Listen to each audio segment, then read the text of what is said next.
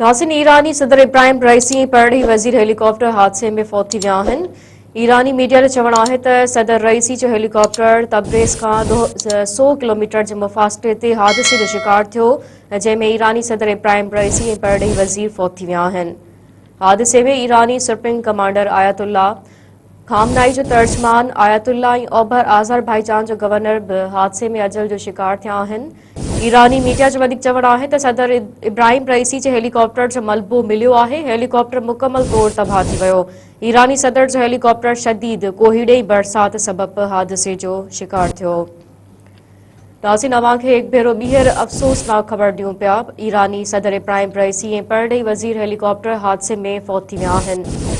ईरानी media जो चवणु आहे त सदर रईसी जो हेलीकॉप्टर तब्रेज़ खां 100 किलोमीटर जे मुफ़ासिले ते हादसे जो शिकार थियो, जंहिं में ईरानी सदर इब्राहिम रईसी ऐं परॾेही वज़ीर फौत थी विया आहिनि।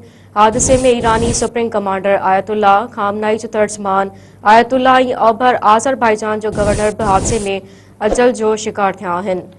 ईरानी मीडिया जो वधीक चवणु आहे त सदर इब्राहिम रईसी जे हेलीकॉप्टर जो मलबो मिलियो आहे। हेलीकॉप्टर मुकमल तौर तबाह थी वियो। ईरानी सदर जो हेलीकॉप्टर शदीद कोहीड़े ऐं बरसात सबबि हादसे जो शिकार थियो।